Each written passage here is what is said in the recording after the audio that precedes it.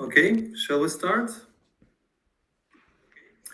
Um, Good afternoon, everybody. Thank you so much for joining our webinar. We called it Lending 2.0, Navigating the Future of Alternative Lending in Saudi Arabia. And of course, we will be talking about, as the title suggests, new and better ways of technology in lending. And so we'll be covering a few subjects in this regard. First, I would like to start off by congratulating our colleagues who are joining from Saudi Arabia and congratulate them on a recent National Day celebration that took place this past Saturday. So our best wishes for the national holiday. And I guess we'll start with just a brief introduction. My name is Kravchenko. I'm a Senior Vice President for Business Development at HAS Fintech. I bring over a decade worth of experience in financial services industry, working in microfinance and capital markets. And in that experience, what I really saw is a huge need and opportunity for inclusion of technology in financial services. And that's where my interest intersected with this wonderful company. And I'm here to introduce one of the founders of HAS Fintech, Dmitry Dolgorukov. He will say a few words about his background. Hello, my name is Dmitry. I'm co-founder of HAS Fintech. I'm a serial entrepreneur and the Forbes Finance Council member. And HAS Fintech is a solution provider for lenders, banking and non-banking lenders. We've been working in about 30 countries over the last 10 years. The countries include Saudi Arabia. Fantastic. So a little bit on the agenda for today's webinar.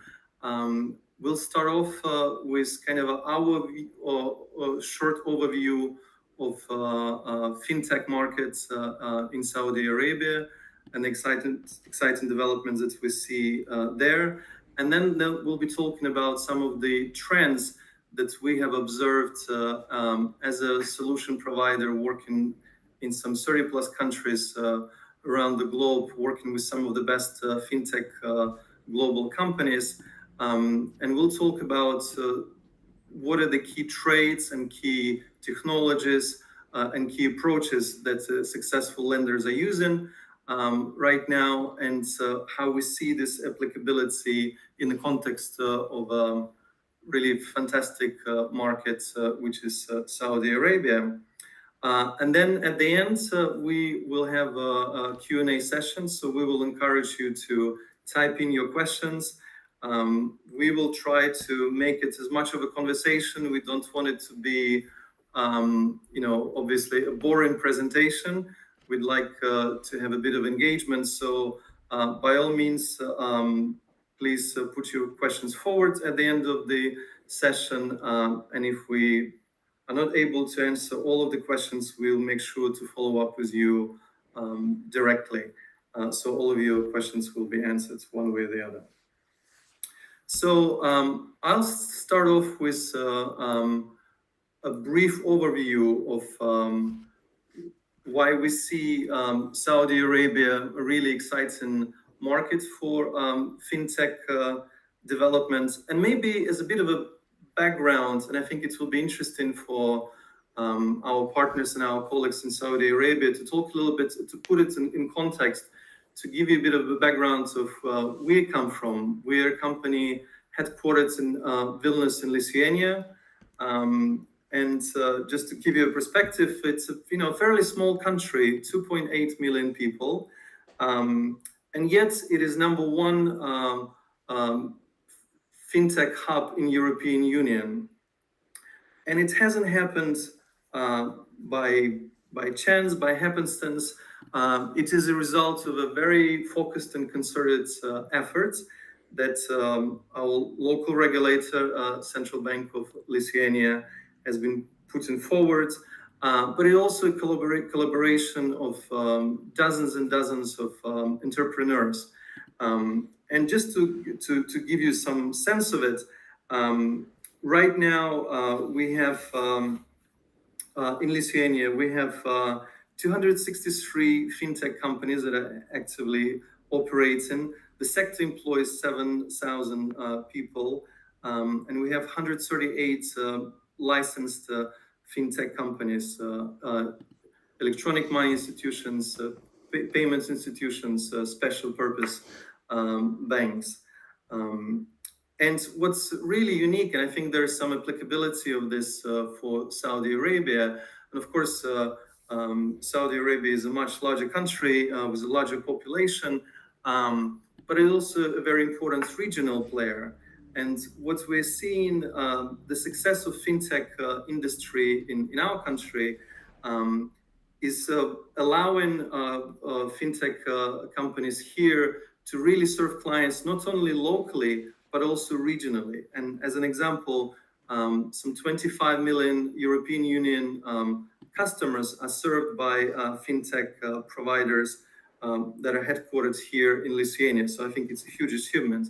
And in terms of value creation and opportunity creation, the combined value of fintech industry here, all of the companies, I mentioned 7,000 employees in the sector, is 10 billion euros. So it's a very material and significant part of the, and a growing part of the economy. And the reason I gave this short background is because we see some of the same traits and opportunities and the focused effort that the government of Saudi Arabia is putting forward in support of the fintech industry. And of course, it's part of this Vision 2030 plan that was put forward by Saudi government in 2018. And of course, you're all very much familiar with it. And financial sector development program is a very important part of this overall vision. And out of that, fintech plays certainly a very crucial role because certainly I think there is a broad consensus that technology will drive innovation in the financial sector development.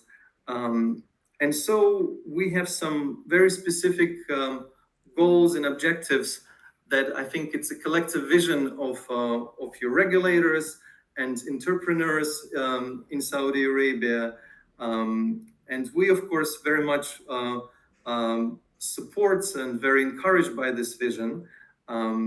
So this vision calls for creation of 525 fintech companies by the year 2030.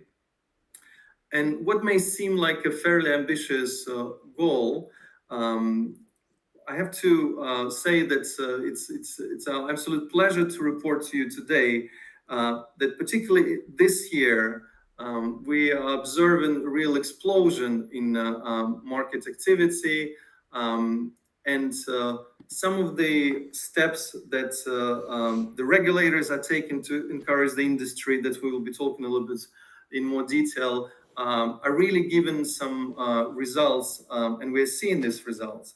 So at the end of 2022, just short 9 months ago, there were 89 fintechs operating in Saudi Arabia. And in this 9 months period, this number more than doubled to about 200 fintech entities. And that's really a testament to the efforts that your regulator, Sama, is putting forward. And it's not only the Central Bank of Saudi Arabia, it's a multifaceted and multi-agency approach, which is exactly what we have seen in Lithuania as well, as a successful implementation of this kind of industry-wide effort. And of course, a very important role is played by CMA, Capital Markets Authority, and in both instances, both SAMA and CMA are creating regulatory sandboxes that allows new entrants to test new business models. And it's great to see that it's a very active space. For example, CMA Fintech Lab currently hosts some 39 companies that are actively testing new technologies and new business models that are focused primarily in wealth management and capital markets, fintech applications. And SAMA's regulatory sandbox is pretty active as well. And what we see as a particularly important element of this overall strategy, we're seeing proactive steps in developing open banking framework. And of course, SAMA came out with this open banking framework at the beginning of this year, and we're seeing increasing adoption in this space, and a lot of companies that are currently active in the regulatory sandbox that is run by SAMA are focusing on this space. And we will be talking a little bit later on in the webinar about the importance of data and how it drives financial innovation. So we're seeing very important steps, and I wanted to also commend the approach that Saudi Arabia is taking, looking at the experience of jurisdictions which has some track records in this regard, like United Kingdom and others, and really making the best of it and kind of learn from some of the mistakes. And we're seeing that the regulator is taking important steps to safeguard privacy of clients' data, making sure that when third-party providers are accessing this data, that consent is clearly given, and such consent can be also withdrawn by the clients. We see this as a very important approach that safeguards client protections and sort of lays a foundation for a very responsible and inclusive financial sector development. Part of this plan, or this Vision 2030, had kind of an interim step, 2025 commitments. You may have heard about them as well, that were put forward by the regulators. And it called for increase of number of fintechs by 2025 to the tune of 230 fintech companies. And like I reported earlier, we're pleased to see that Saudi Arabia is well on the way in this regard. And right now we have 200 entities active in the space. Important parts of overall government approach to really stimulate the development of the sector has to do with the infrastructure for payments. And the goal of Vision 2030 was to really increase the share of non-cash transactions in the markets to 70% by 2025, and Saudi Arabia is well underway in this regard. Big part of this was the launch of a payments platform Sadad, that of course you're all very familiar with. And I wanted to say that a big part of the reason why fintech companies became so successful in Lithuania was the efforts of the central bank to create. They created the central bank central link connection with SEPA, which is Single Euro Payments Area, which facilitated this technological link that allowed a lot of companies to innovate in the payment space. And so we're seeing similar efforts in Saudi Arabia. And of course, this is critically important for the lending business, because as you have this infrastructure develop, the ease of flows of financial resources is very much important for the lending industry in itself. Of course, we talked a little bit about the role of incubators, and all of the agencies are very active in this space. And this is the key elements of this overall strategy, because no amount of agency efforts can substitute the entrepreneurial drive of businesses and individuals in Saudi Arabia, people who see opportunities, who see problems that they want to solve with their businesses, and that's a very key part. And of course, we're seeing great number of startups coming online, and maybe some of you on this call, you already, business leaders leading financial companies and fintech players, a number of lending organizations, but maybe some of you are entrepreneurs who are just looking at these opportunities. So what we wanted to share with you, that there are many opportunities to test your ideas and to get support locally. We have certainly, there are lots of programs in Saudi Arabia that supports entrepreneurs who want to enter this space. There are lots of financing available for SMEs. There's support, financial support to promote point of sales and e-commerce, which we talked a little bit about right now. So all of those things are very important, and they really help, particularly for startup companies. But what we're seeing in the market, and that's even more important than some of these support programs, we're actually seeing a fairly dramatic levels of adoption of fintech and technology in this space. And there is a very important reason for this. And that's one of the reasons why we view Saudi Arabia as such an exciting market, because the median age in Saudi Arabia is 29 years. To give you an example, the median age in Lithuania is 44.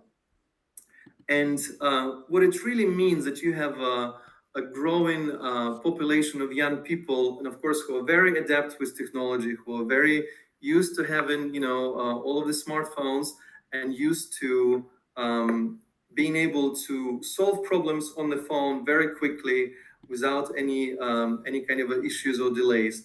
And this population and this generational shift is really driving this adoption. So just to give you some numbers to illustrate the point,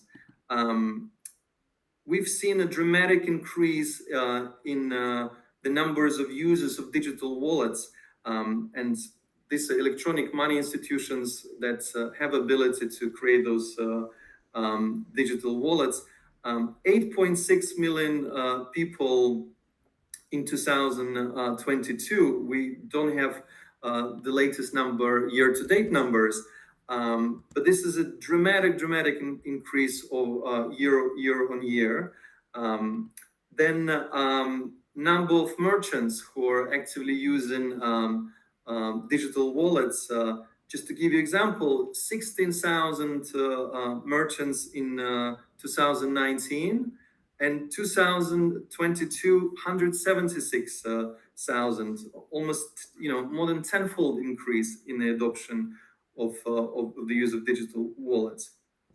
Another space that we're seeing a very dramatic adoption is buy now, pay later space, BNPL. Just a short couple of years ago, there were just 37,000 active clients in the BNPL space. And right now, there are $5.8 million in 2022. Sorry, 5.8 million people in 2022, active users, and overall subscribers of some 10 million people, which is a very significant increase and obviously very dramatic adoption rates. And we're also seeing dramatic increases in the values of goods being sold through these platforms, BNPL platforms, from 1.8 billion SAR in 2021 to 8.7 billion SAR in 2012. We're seeing growth in insurance tech adoption. So all of these trends are really showing that all of the key elements that make the ecosystem successful are in place in Saudi Arabia. It starts with a vision of the regulator and the vision from the government and all of the agencies, and the focused coordinated approach between the various agencies that are active in the space. I failed to mention one agency, and that's quite unique, I would say, for Saudi Arabia, and that's probably we're going to see more of this adopted in other countries as well. One of the key players in the sort of fintech revolution in Saudi Arabia is Saudi Data and AI Authority. Yes, you heard me right, Artificial Intelligence Authority. So we have an agency that is dedicated to issues, and there are many, of course, regulatory issues involved in AI adoption. And so Saudi Arabia is leading with example, having a dedicated agency that is working in this space. But going back to my points about all of this key ingredient, so you have the vision and the coordinated efforts of regulators. You have able and willing entrepreneurs in the fintech community that are actively developing new startups, and of course, very importantly, licensed commercial banks are very much developing this space as well. And I think Dmitry will talk more about how we see fintech impacting overall financial sector development. We see a lot of sort of a cross-pollination, and I think all of the players are actively involved in the use of technology. So entrepreneurs and business leaders who are driving, driving business models, new business models, solution providers like ourselves who are working with these entrepreneurs and regulators on creating these opportunities and these tools. And most importantly, without which, of course, none of this would make any progress, is increasing levels of adoption in a broader market among the consumers of financial services and products. And those are three very key important elements that we have observed in Saudi Arabia. And this is why, and as a SVP for business development, I'm very happy to report as well that we have in our global strategy identified Saudi Arabia as one of our key markets, and we're working with local partners on developing sort of tailored solutions for Saudi Arabia, because of course the platforms that Dmitry will be talking about and the solutions that we have, they only exist and operate in the context of a specific market, and in the broader ecosystem of various financial service providers. So we will talk a little bit more in this regard. So this is my hopefully not too long of an introduction. I hope you've been able to kind of get the level of excitement that we see and the opportunity that we see in the marketplace in Saudi Arabia. We share the vision that you have for the industry, and we're very much interested in sharing our global experience with a lot of the entrepreneurs in Saudi Arabia. And with that, I will turn to our keynote speaker, and we'll also try to make it a bit of a conversation. And what I'd like to start off, and kind of this is the core, I think, of what we wanted to talk to you about. I want to ask Dmitry how you see some of the key traits of modern businesses that operate in the lending space that make them successful. And of course, we have some unicorn clients of ours, companies that have been very successful in adopting technology and driving inclusive finance. And what are those sort of key traits and key focus areas that make them successful? And can you talk to those? Thank you, Andrea. First and foremost, I would like to thank our audience for joining us this afternoon. Thank you very much for your time, and feel free to subscribe and share this webinar, because I believe there will be more webinars, there will be more videos on this channel. And Andrew, I just would like to reiterate what you just stated, because we see a lot of opportunities on the Saudi Arabia market. It's just the perspective are tremendous, and the reasons are exactly as you mentioned. First of all, the infrastructure is there. So what I would like to mention is that we already have a very advanced infrastructure in Saudi Arabia, which involves data providers, various kinds like credit bureaus, for both consumer lending and business lending, e-signature providers, KYC, the payment infrastructure, which is developed by Saudi Payments, hosting providers from various companies, and it's just amazing. I would say that we've been working about 30 countries, and many countries are way behind in this regards. So we are fascinated by the tremendous developments that the government of Saudi Arabia have been doing over the last couple of years to make this possible, to make this infrastructure available to fintechs, including the lending companies. And in order to be successful, you need to be in the right place in the right time, and we believe that it is the place and the time. As I mentioned 2 times, we've been working about 30 countries, and sometimes we've been working with the market leaders in the lending industry in those countries. And when we're trying to understand, what made them successful, we try to bring up the collective experience of those companies, and just to answer the question. So who is the contemporary lender? Who is the modern lender and the successful lender? And we have a few traits that could, help us to understand that. And before going to this, I believe that with the current vision of the regulator, SAMA, who's been one of the most advanced and I would say open to change regulators we have seen, with the program Vision 2030, we'll see the rise of unicorns in Saudi Arabia. I'm talking about fintechs in general, and the lenders in particular, specifically. So going further to the modern lender, the first thing I would like to mention is the digital first approach.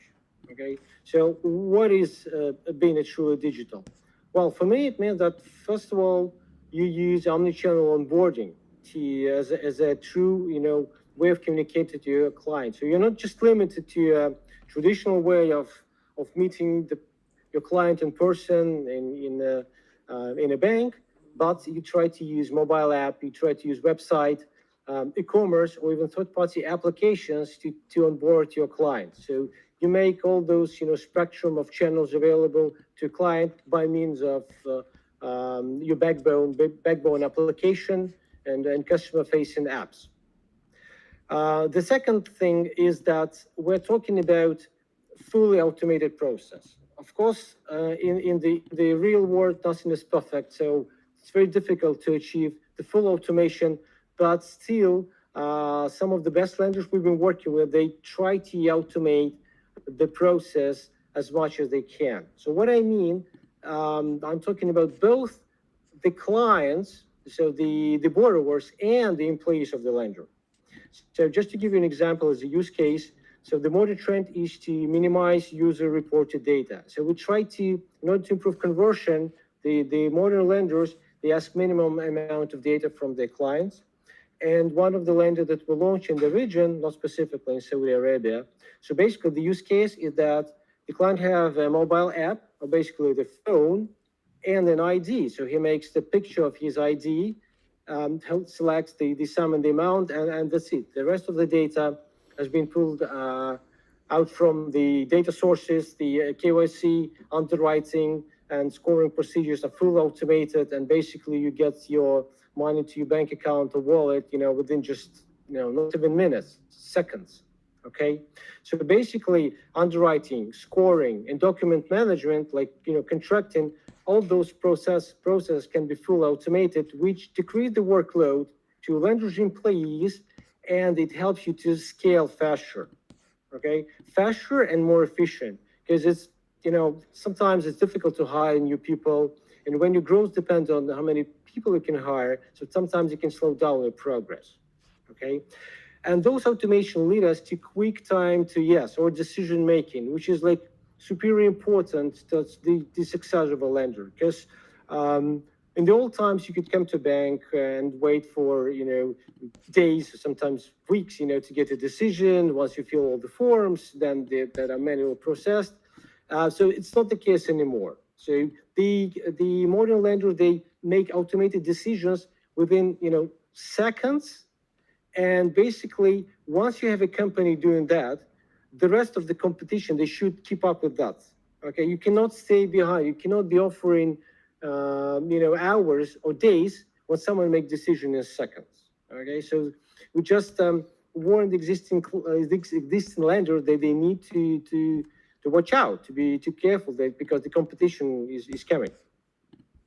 So, and the last but not the least is the data-driven approach.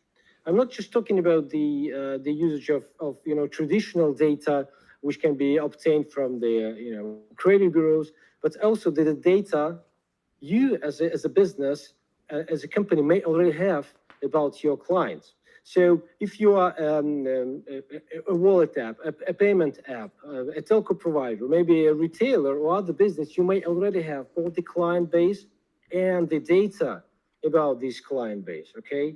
And basically you can use it to kick off your lending business. We see a lot of more and more customers coming from the other industries, trying to add financial services into their offering, like retailers or e-commerce. So specifically, and basically, this is the huge trend, which is called embedded finance, and BNPL is just one of those implementations of this type of this trend. Going further, well, as an entrepreneur, I understand that not all your ideas, they work. Okay, sometimes you fail, and that's totally fine. That's totally fine.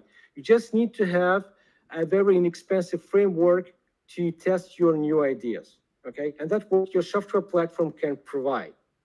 Currently, we experience that we can bring a new client to market within just 2 months. And maybe some 10 years ago, you could be waiting for your new system to be up and running some 12 months, 18 months, easy before that. Of course, you cannot afford that anymore. The market is adapting, too fast. And first, you need to go to production as early as possible. And then you need to do updates and deliver new functionality, new updates as quickly as possible. So that's the process of constant adaptation to the ever-changing environment. So the other trend that we need to mention, and probably this is the biggest trend, is the extensive use of AI at every step of the lending business. Okay, so this is maybe one of the most important trends that you cannot ignore at the moment. And AI can be used at any steps I mentioned. For example, onboarding, client onboarding, because KYC and AML providers, they extensively use artificial intelligence to check the documents in real time, do the liveness check, and take out the measures to prevent, fraud. Underwriting and scoring, this is the most important thing, I would say, because AI is truly, disrupting this this process. Basically, scoring is a very traditional thing, has been on the market for some 50, 60 years, but with AI, so you can truly revolutionize this process. What I mean by that, so we, as Fintech, we have a product called Genie Machine, which is AI-based credit scoring solution, which brings tremendous value to our clients. Usually you can have one, maybe two scoring models because they're very expensive to maintain. With AI, you can improve this process by spending seconds, maybe instead of days or weeks to build a model. Thus, you can have very specific scoring models specifically to your audience or even channels. Moreover, AI can help you to rely not just on the traditional data, but on the alternative data. One of the clients we have, the biggest telecom provider in Mongolia, Mobicom, they use Genie Machine and alternative data, which is basically the cell phone usage data, to build the scoring models to sell their equipment. The other things that AI may be used for, definitely anti-fraud, as well as user support and communication. So you can really use chatbots and thus answer most common questions and thus decrease the workload of your call center and thus help you to be more efficient when communicating to your customers. The other important aspect is managing your non-performing loans. Okay, AI can manage the whole strategy, how you deal with the non-performing loans and the clients who are late on their payments. So basically, what I mean by that is that AI can streamline the communication process by means of providing the ideal channel to means of communication with the client, like email, phone call, or text message, as well as providing the best time to contact and also even the tone of a message. So AI is capable of doing that, and it's happening right now. Moreover, the other aspect of the usage of AI for lending is the so-called propensity modeling. So it means that AI can help you to predict when a customer is interested in making a purchase, which is specifically good for e-commerce. Just imagine, I have an idea of buying new iPhone 15, and the email arrives to your mailbox saying that you have a pre-approved order. You just need to click a button to get that. So currently, AI is capable of doing that. Andrew? So maybe a question here. Dmitry, you've described the various use cases for AI, and of course there is lots of excitement and a lot of discussion of how AI is transforming our industry. But what are the specific results and benefits? What is the value being created? Can you give some examples that can sort of enumerate what's the contribution to the bottom line by leveraging this technology? All right, great question, Andrew. I will refer to the client that I already mentioned, Mobicom. So without AI, their non-performing loans was about 24% of their portfolio, which means that every fourth customer wasn't a paying customer. So with the use of Genie Machine and our artificial intelligence credit scoring solution, they were able to decrease the non-performing loans to just 6% within just a few months, 3 to 4 months. So basically, the dollar value of this action is tremendous. So this is the huge value that AI is bringing to the lending industry right now. The other aspect that I can mention is that the increase of the approval rate. Some of our customers, they experienced the twofold increase in the approval rate on the same client base and with the same quality of the portfolio. It meant that they're doing more business with the client base, with the existing client base, and basically they can save a lot on the marketing and onboarding costs, which is a essential, cost structure for every lending business.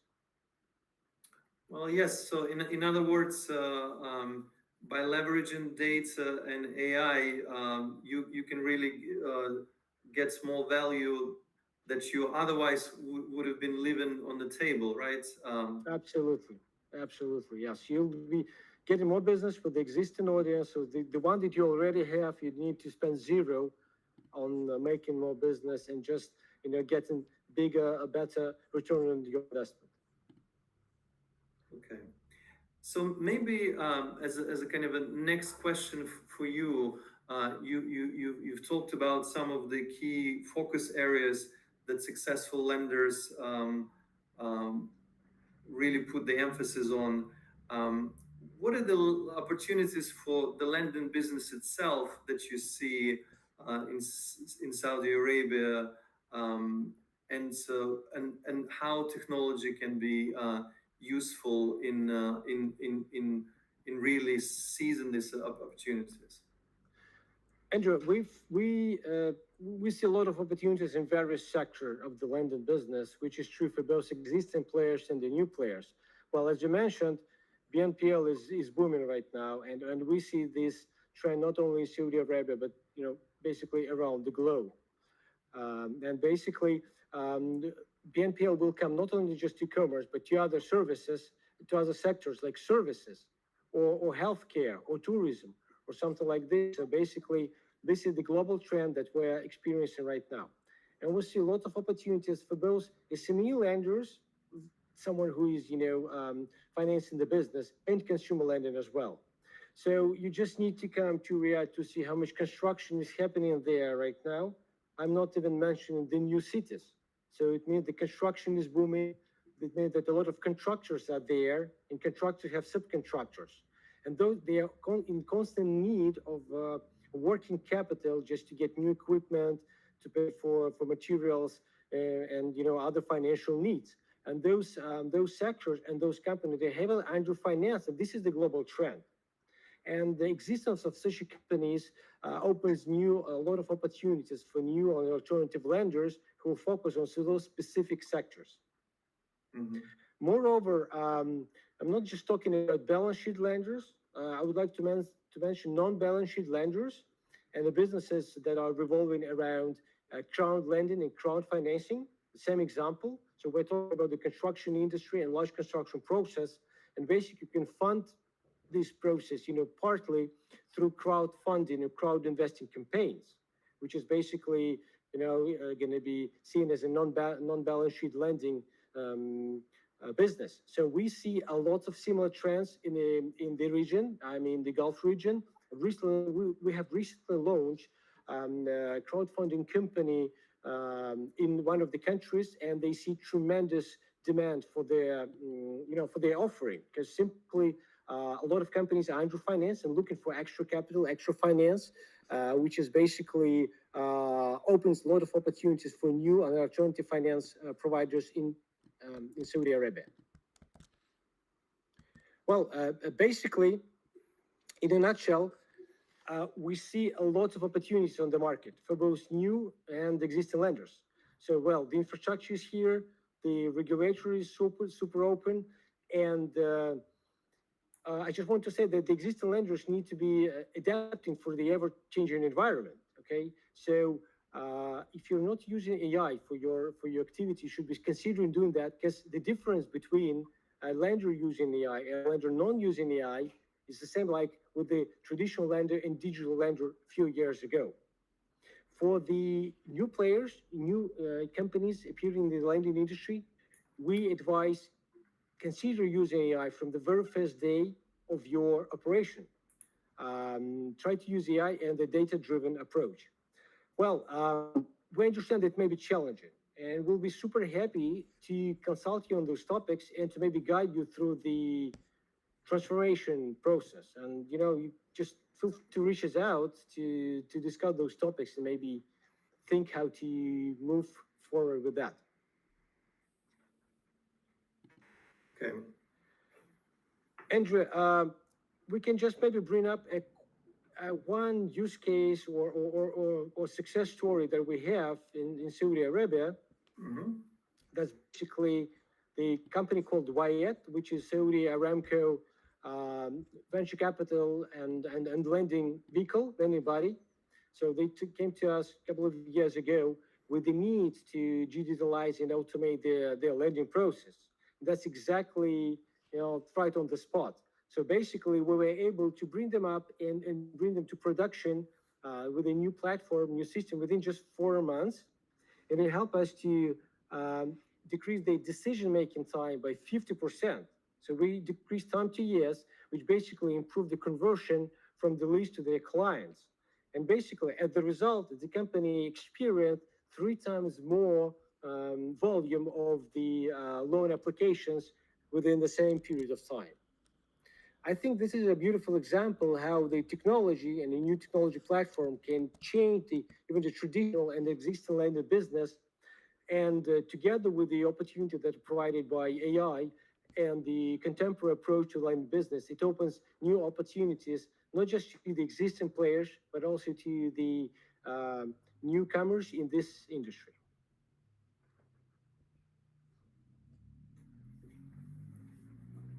Fantastic.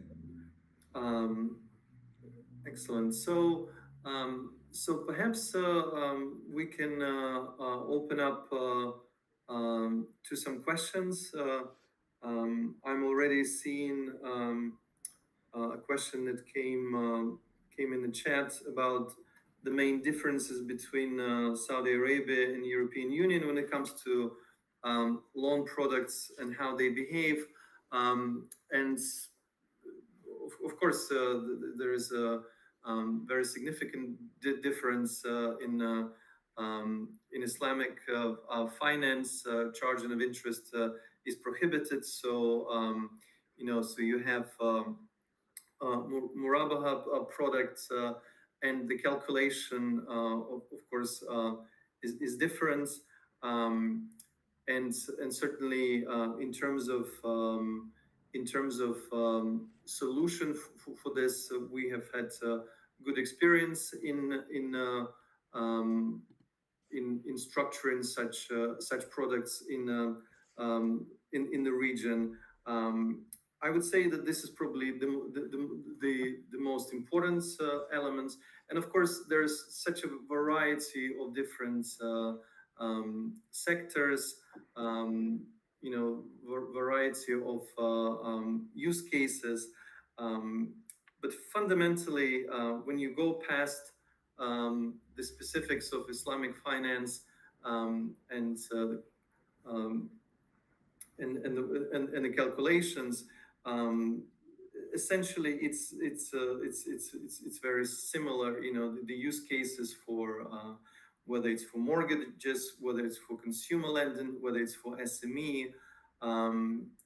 Certainly we see some regional variations, and there are different kind of market standards in various places, but we're seeing a lot of similarity as well. Thank you, Andrew. Let me just quickly add one thing. You're absolutely right that Sharia compliant financial product is the key for for Saudi Arabia market and other markets in the same region. And I would say that we fully support that. And moreover, the flexibility in the product is a super important feature for any contemporary lending platform. You need to be able to make a product, adjusted and adapted to the need of almost every individual client you have. Okay, and basically what we offer an interface that allows you to visually create new product without any need to do any coding, any development. And you can basically deploy them on the fly and make them available within minutes to your client base through the different channels that you employ. Okay. Thank you for this important addition. I guess to more questions from the audience. You've talked about the kind of the key focus areas for contemporary lenders, and the solutions. You talked about AI. You talked about loan origination system, loan management system that allows you to deploy products quickly and manage the lending business process. But when you kind of look at the cost of deploying such a solution, and of course, there's a lot of discussion, particularly for legacy institutions, for businesses that's already in operation, who have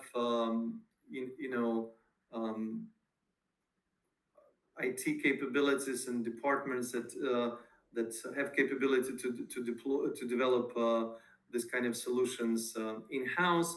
What would be your general comment in terms of affordability of such solutions, and then the question on the cost of kind of a do-it-your-own versus getting on board in the solution from a provider? Thank you, Andrew. Well, a build versus buy dilemma is always on the table, okay? And that's the question that a lot of companies, a lot of lenders are facing, not just in the lending industry. However, I can say that you can build everything if you have enough time and money, if you have enough budget and time. However, the thing is that sometimes you're missing one or maybe two of those things at the same time, because the opportunities on the market, they're constantly opening and closing, and you need to be, as we mentioned, on the right time. And basically, instead of developing something and it will take you maybe 12 to 24 months to develop something livable, so you can go to production with just 2 months. And I think that the biggest value is that the well-developed platform saves you a lot of time on developing something on your own. You can already leverage all the experience, and the expertise that is already built into the product, and the experience that we as a company got in some 30 countries, and you can immediately leverage that by going to production before a competition, and thus winning a sustainable part of the market. So anyways, buying something like this, a software like this, is definitely just a fraction of cost of developing something like this. So you both save time and money when you turn to the existing solution provider rather than building something internally. However, we encourage our clients to support the existing system. Once it's deployed, it can be somehow supported and further enhanced by the internal teams, since the product has a well-developed API, which gives tremendous opportunity to actually leverage the platform by means of using internal resources. Okay, so maybe next question, and I would preface it by maybe just a little bit of a discussion on how we see evolution of fintech versus traditional financial service providers, banks and regulated entities, NBFIs who may have been in existence for a number of years versus startups. And I think it's a very important distinction, and I think it certainly will be playing out in Saudi Arabia as well. But what we increasingly seeing, we see in such a kind of a cross-pollination and a movement in kind of a different opposite directions when we talk about fintechs. Certainly when you think about fintechs, typically you start with a clean slate and you have more flexibility to deploy the latest, cloud first solution. And so let's say you figured out the technology and you're interacting with clients and you're growing your business. And of course, at a certain point, and we have observed it with our clients, the critical issue becomes, if you're in the lending business, you need fuel to fuel your growth, right? You need resources, you need capital, you need debt funding to be able to increase your portfolios, assuming that you figure out the technology and your business model and your products. And so we're seeing the gradual evolution of and kind of a maturation of the industry, where a lot of the fintech players then moving towards a more regulated status when they're able to intermediate deposits, when they're able to attract debt funding from capital markets. And for that, you need to have structures in place, and you need to have a regulatory framework in place. So we're seeing sort of a graduation of some of the successful startups in this direction. And of course, on the incumbent side, on the on the large financial institutions, and of course, some of them are very successful with a digital transformation and transitioning from some legacy systems to a more digital first approach. Some of them are on the way. And we're seeing that a lot of these institutions are taken on the energy of a fintech startup in order to develop a user experience for their clients that will match the sort of a flexibility, the ease of use that we're typically seeing from and a lot of innovation that we're seeing from a fintech space.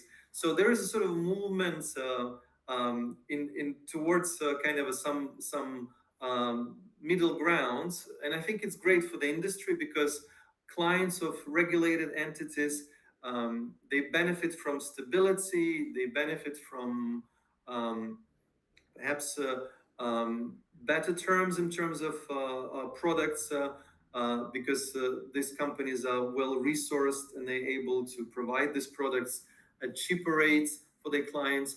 And we're seeing increasingly these players really making significant investments and really developing strategies on digital transforming the business models. And that's absolutely key for a strategic position of these entities, because no matter how entrenched you think your market position is, if you're not able to harness digital experience for your clients, over time your leading market position will erode. And we have seen this time and again in various markets. So it's sort of an inevitable choice and of course we're seeing many regulated entities are moving in this direction very actively, to the point where there's sort of a line in delineation between fintechs and regulated entities become into blur, and that's a good thing, because from a client perspective, you want to have a great user experience, and at the same time, you want to have access to great products, and you want to be able to, as a client, to operate in the environments which the regulators put forward to make sure that your interests are protected. So that's sort of a general trends that we're observing globally, but also in Saudi Arabia as well. But going back to the question I wanted to ask you, Dmitry, you talked about functionality and the importance in this sort of competitive environment of increasing, or I should say, decreasing time to yes, decreasing time to deployment of a particular product to the market, and generally just decreasing deployment of digital lending platforms. And you mentioned the product that we have, which is HAS Loanbox. Can you talk a little bit about who are the sort of the key targets, who are potential beneficiaries in the lending community of a solution like this, and who are best positioned to make good use of such a solution? Thank you, Andrew. Great question. Well, first and foremost, I also believe that the financial services landscape should be diversified. The more players of various size and the structure and positioning and the focus, the better at the end of the day is for the end client, for the borrower. Because, for example, if you're an alternative lender who specialize in lending for to SMEs in the HoReCa industry, you understand this business well.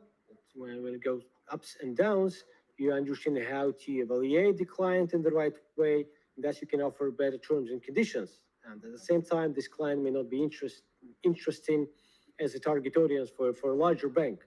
So again, I truly believe that this diversification of the financial services landscape is truly a positive thing for the country and for the financial industry itself. And answering to your question, well, I believe that the biggest value from the solution that we have can get companies in the alternative finance area. So someone called non-banking financial institutions, NBFIs. However, we're still working with the banks a lot, and basically they're trying to add the missing element to the current IT environment, the IT infrastructure. Like, for example, if you're a large bank, but you're not utilizing AI at the moment, so it's very easy to do, plug and play of the modern AI technology into your scoring or underwriting or document management, document processing, or any type or any step of the lending process. However, if you're using the system from A to Z, this is like we position ourselves as a A to Z provider to non-banking financial institutions, and we believe that taking account the time to market, affordability of the system, and the level of advanced technology we're offering. So those are the key companies who can benefit the most. Okay. Fantastic. So I think with that, we will be we've sort of come to the close. We'll be ending this webinar. Of course, hopefully this sort of has whetted your appetite. We've been able to highlight some of the key areas that we think can be useful for entrepreneurs that are looking at lending business. And I'm sure there are more questions that we could have covered, but you know where to find us. As I said at the beginning, we intend to be very active in Saudi Arabia in the coming months and years. We see a lot of opportunity, and we hope to interact with many of you on a direct basis, because we'll be happy to support your business ideas in the lending space, and hopefully we can be partners. And if not, we will be happy just to be colleagues and friends. Thank you very much, and yeah, we appreciate your time, and feel free to reach us out through the communication channels you can see on the screen. Thank you. Thank you very much.